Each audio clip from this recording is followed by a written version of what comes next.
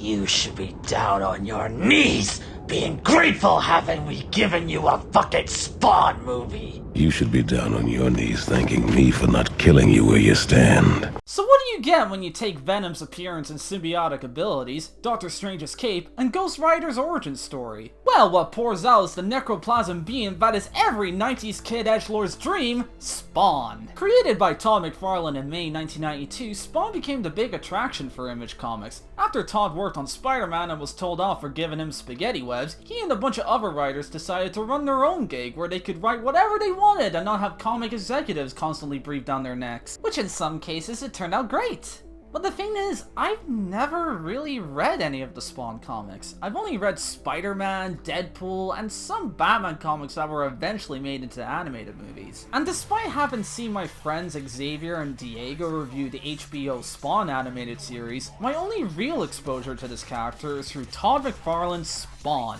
the 1997 movie.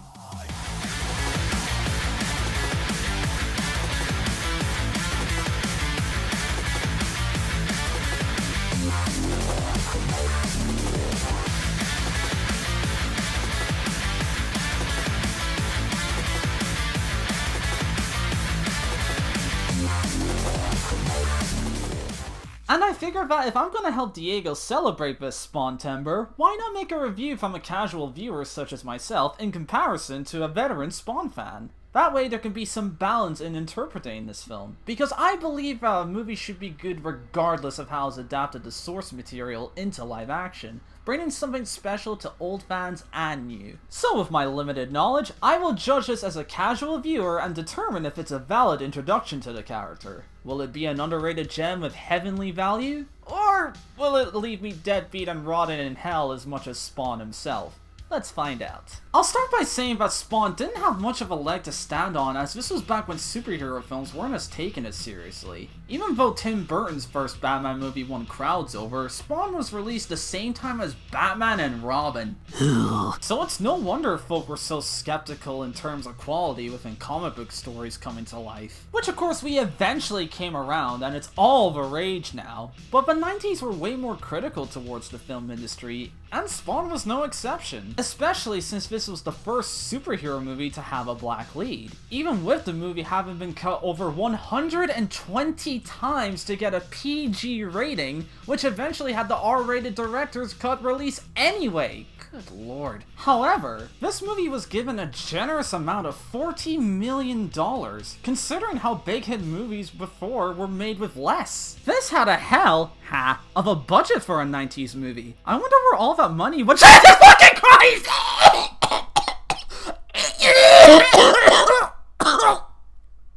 I'll deal with that later, let's just start with the story. It begins with our main character, Al Simmons, played by Michael J. White, who is a professional assassin working under the payroll of CIA corporate sleazebag Jason Wynn, played by Uncle Ben. I mean Martin Sheen. Simmons is sent to take out 4 political figures at an airport with unrendered explosions, but unfortunately, innocent civilians get caught within range. This gets to Simmons and states that he is to turn away from this line of work to be with his wife, Wanda. Wynn pesters him about his conscience, along with his Matrix cosplayer assistant, Priest, who was originally meant to be this other assassin named Chapel, but Rob Liefeld hogged the rights to the character. Aw, come on, Rob, I'm sure you could have lended him for just this one movie. You're already trying to get credit for a character you merely designed. Hell, they already took from your illustrations of guns. Wynn pushes Simmons into doing one last assignment, and afterwards will let him go.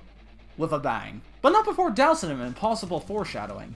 But it turns out that there was a plan all set in motion for Simmons. Not just to be killed, but also to be recruited by this demon named the Clown. Or the Violator. The Violating Clown? The Clown Violator? Neither sound pleasant. Played by John Leguizamo. In order to carry this out, Simmons had to be sent to hell and makes a deal with Malboja, who is not the devil yet is the devil. It's just that he is the present devil at this moment. Simmons has promised that if he kills Jason Wynn and lead the army of hell to go to war with heaven, he will see Wanda once more. Simmons is sent back to Earth, but as a literal walking corpse that tries to rekindle with his family again, only to find out that it's been 5 years since his death and his wife had moved on, with his best friend of all people, living the life that he wanted but lost.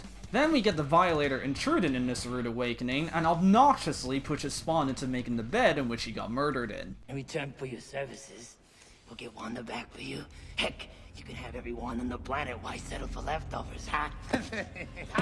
I like this thing. How you kill me. Enough from the clown! Then a supposed homeless man appears named Craigslist Cholesterol? Cholesterol. Close enough. Played by Nickel Williamson. He seems to have unearthly abilities of his own and overlooks Spawn's predicament, warning him that surprisingly you can't trust the devil, as well as your old boss, as it turns out that over the years, Wynn has planted bombs in various places that would release a deadly virus that would be spread worldwide. Regardless, Spawn is on a mission, and it's up to him where he takes his newfound abilities and what badassery he commits with them. So already, I dig the general plot of this film. Dead man walking, rising from the literal depths of hell, hunting for revenge, all while the path is filled with gun-toting action, demons, existential crisis, corrupt governments, and a hell of a fun time. Always a sucker for such. However, this story is not without its faults, as it kinda seems from having some parts that don't show or even tell. While we see that Simmons is a highly trained killer, we don't really see what his life is like outside of being a hired gun or the undead entity looming over everyone. We see Wanda and the best friend interacting. We even have Simmons having a touching scene with the daughter, how brief it is. What's your name? Spawn, I'm Cyan. you have your mother's eyes.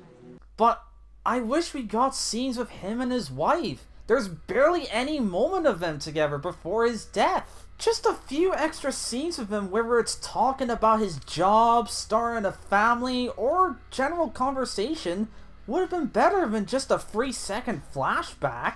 Simmons is chosen to be the one that would lead the army of hell, but aside from being an efficient killer, there's nothing that really indicates that he has a solid resume for leadership. If anything, he's a lone wolf who doesn't get along with other people. Just give him a team of troops at the start of the movie to help that claim. Hell, why not just have him go in the building with Priest and Wynn? That way it adds to understanding why Spawn doesn't want to work with others later on. While Colostomy Bag appears and assists Spawn, he does so very vaguely. I understand it's to build up how mysterious he is, but it doesn't come off clearly when he gives Spawn the TLDR of utilizing his spook powers, even though we saw him do so just earlier. Holy shit! There's also coronary heart failure saying, Take care of your powers. When you drain them, you die.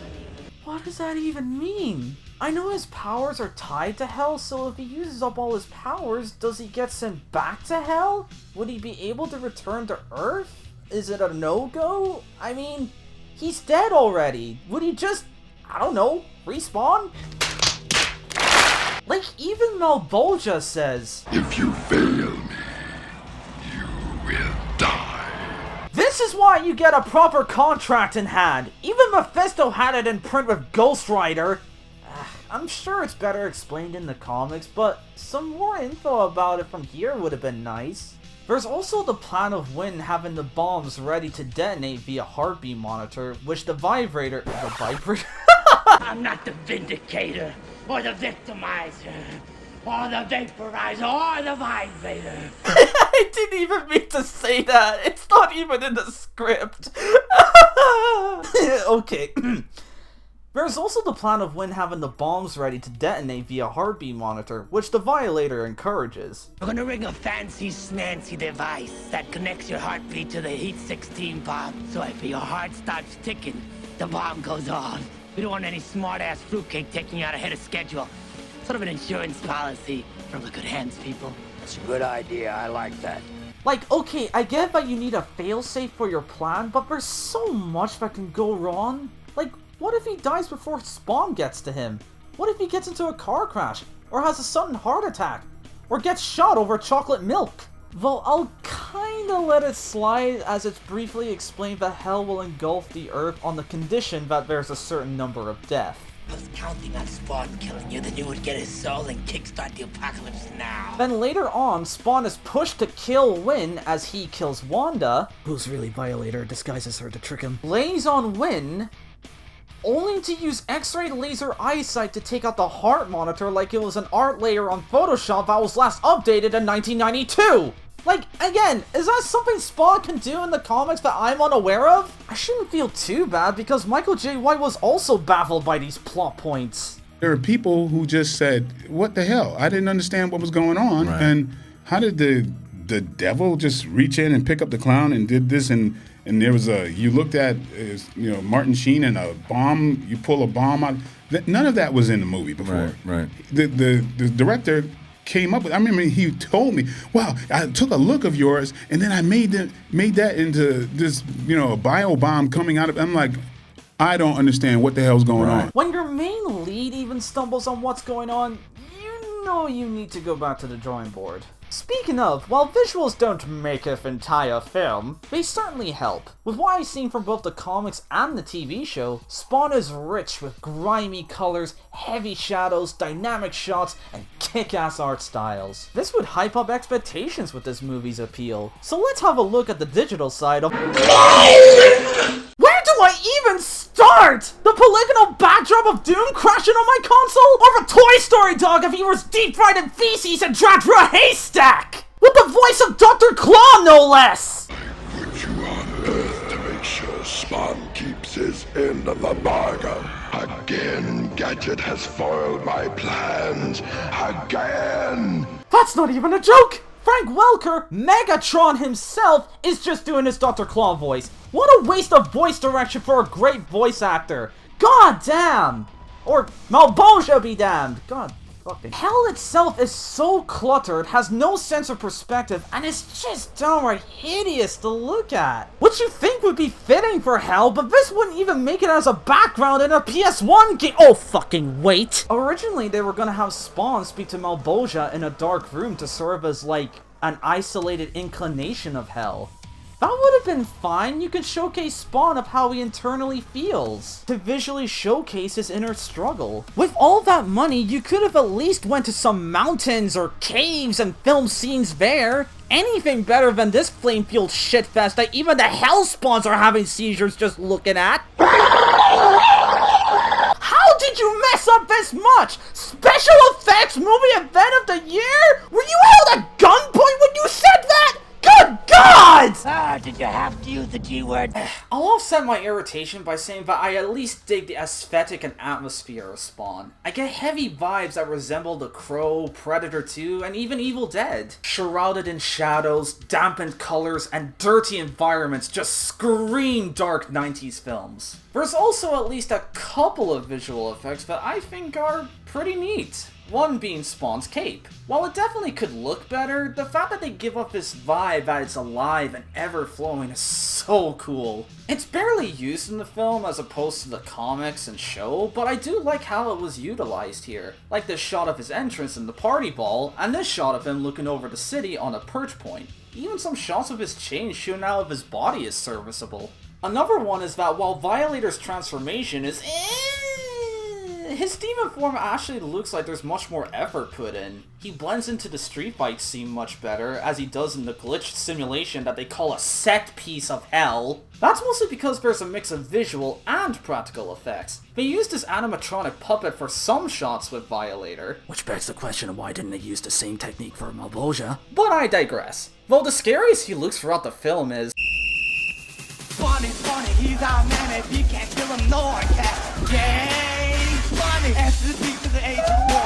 S to the P to the A to the 1. However, that leads to one of the film's stronger points, the practical effects. Violator himself looks just as good as what I've seen from the comics and show, and I have no complaints there. It took John 4 to 5 hours to get into, and 2 hours to get off. Props to him for having to squat and all that makeup and padding. Those aren't fake, by the way. Those are real worms that John actually chewed down on and threw up as the camera cut. What a champ. Spawn's appearance is just honestly well done. It's how I imagine his suit would look realistically. The specific details lie in how organic it looks, almost like his skin is being ripped apart, or well, burnt to a crisp. I especially love the detail that his mask's iframes are still scarred onto his face when he's not wearing it. Though I do crave pepperoni pizza when looking at it too long. The action itself isn't too shabby. The shootout scene is done pretty well in terms of showcasing Spawn's arsenal, and we have Priest showing up in her dom wear despite submitting to Spawn's new equipment.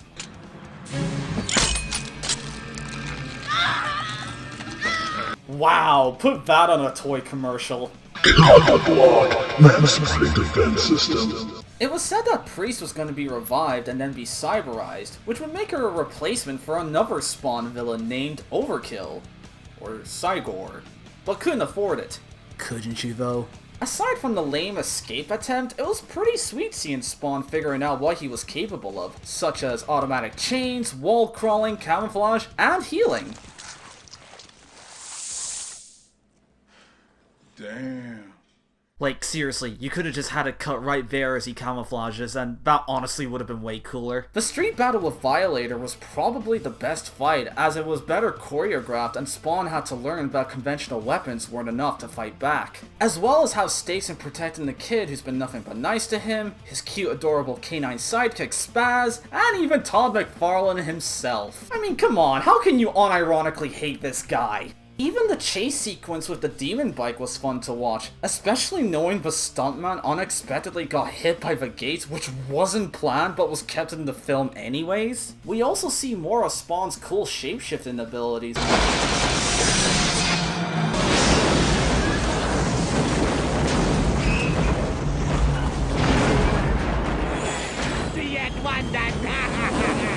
Well, that happened.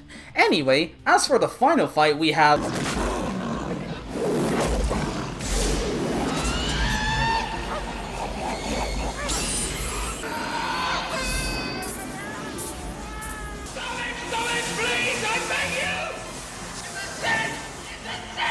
Well, that performance is faulty. Let's look to the cast of our characters. The Violator is this perverted, vulgar, and gruesome demon that takes pleasure in annoying the shit out of everyone, including the audience, but I think that's the point. Seeing how he's poking and prodding at Spawn at every chance he gets, I can tell John is having a blast with this role, and it sells for a character who doesn't seem to give a shit about anything. Well, except random references. You've been violated, girly man. Every time somebody farts, a demon catches her wings out.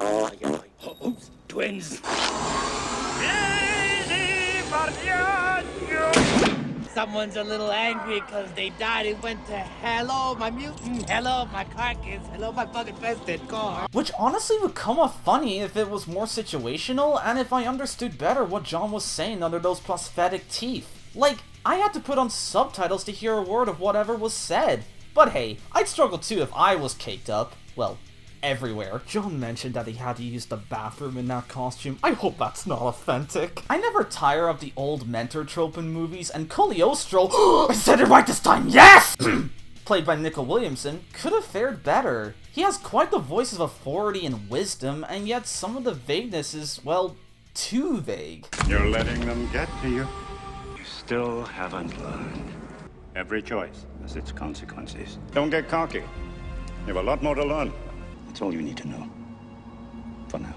Just that he too dealt with hell, and we don't get much else from him. We don't have anything about his background. However, I do see how he fills the purpose of guiding Spawn, being the angel on one shoulder while the Violator is the devil on the other. I guess they were trying to build up to that in the non-existent sequel, but they could have at least established more. We knew enough about Ben Kenobi's connection to Luke Skywalker in New Hope. Why not have that same level of mystery here? While Wanda being the driving force of Spawn's motive is great, her involvement in the story is so lackluster. Like I said earlier, add a few more scenes with them actually talking to each other, and I might actually give a shit.